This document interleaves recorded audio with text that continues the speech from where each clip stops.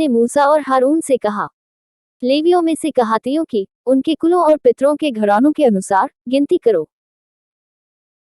अर्थात 30 वर्ष से लेकर 50 वर्ष तक की अवस्था वालों की सेना में जितने मिलाप वाले तंबू में कामकाज करने को भरती है। और मिलाप वाले तंबू में परम पवित्र वस्तुओं के विषय कहातियों का यह काम होगा।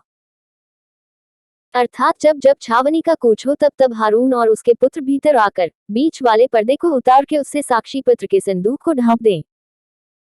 तब वे उस पर सुएसों की खालों का ओहार डालें और उसके ऊपर संपूर्ण नीले रंग का कपड़ा डालें और संदूक में डंडों को लगाएं।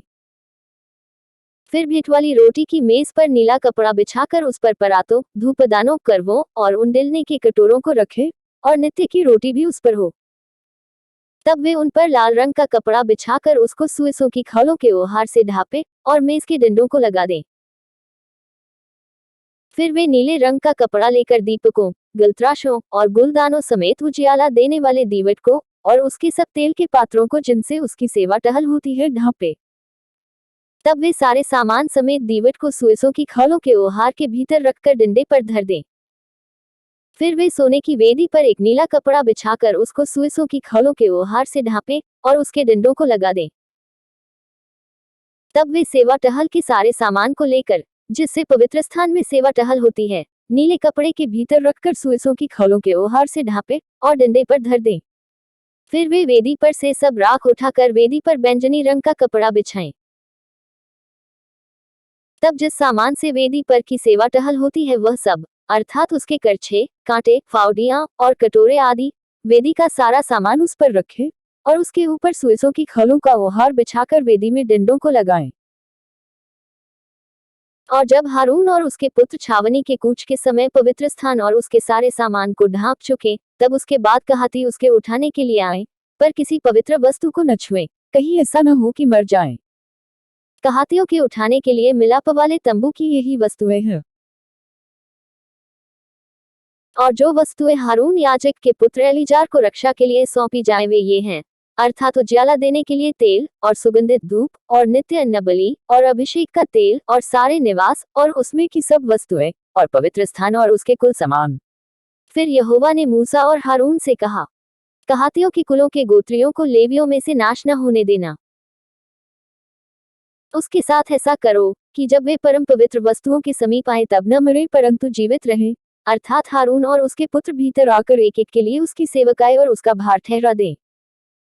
और वे पवित्र वस्तुओं के देखने को क्षण भर के लिए भी भीतर आने न पाएं, कहीं ऐसा न हो कि मर जाएं। फिर यहोवा ने मूसा से कहा, गेर्शोनियों की भी गिनती उनके पितरों के घरानों और कुलों के अनुसार कर। 30 वर्ष से लेकर 50 वर्ष तक की अवस्था वाले जितने मिलाप वाले तंबू में सेवा करने को सेना में भर्ती हूं उन सबों को गिन ले।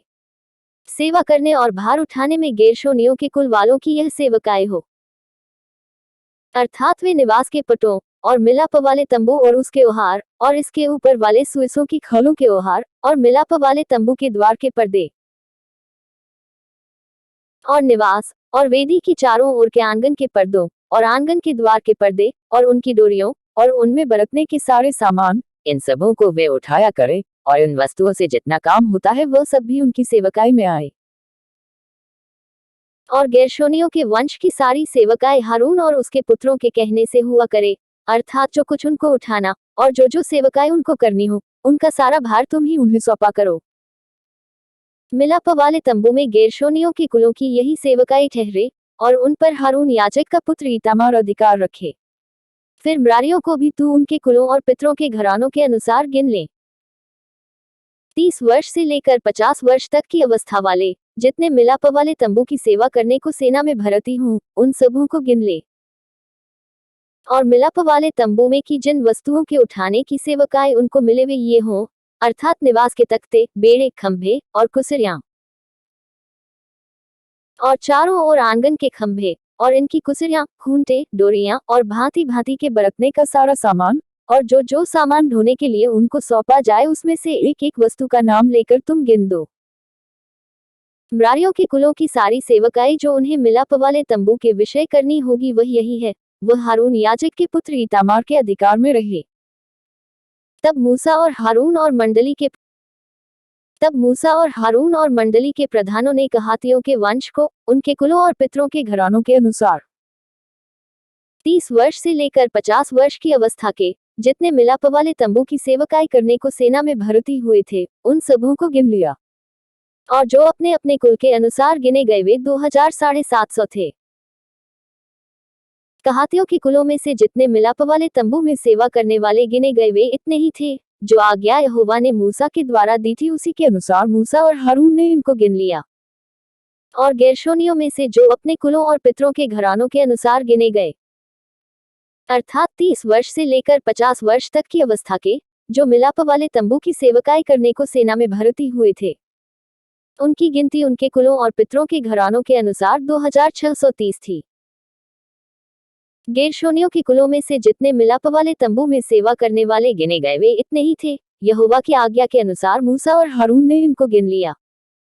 फिर मरारियों के कुलों में से जो अपने कुलों और पितरों के घरानों के अनुसार गिने गए, अर्थात 30 वर्ष से लेकर 50 वर्ष तक की अवस्था के जो मिलाप वाले तंबू की सेवकाई करने को सेना में भर्ती हुए थे, उनकी गिनती उनके कुलों के अनुसार 3200 थी। मरारियों के कुलों में से जिनको मूसा और हारून ने यहोवा की उस आज्ञा के अनुसार जो मूसा के द्वारा मिली थी गिन लिया वे इतने ही थे। लेवियों में से जिनको मूसा और हारून और इस्राएली प्रधानों ने उनके कुलों और पितरों के घरानों के अनुसार गिन लिया, अर्थात 30 वर्ष से लेकर 50 वर्ष तक की अवस्था वाले जितने मिलाप वाले तंबू की सेवकाई करने का बोझ उठाने का काम करने को हाजिर होने वाले थे, उन सबों की गिनती 8580 थी। ये अपनी अपनी सेवा और बोझ ढोने के अनुसार यहोवा के कहने पर गए। जो आज्ञा यहोवा ने मूसा को दी थी उसी के अनुसार वे गिने गए।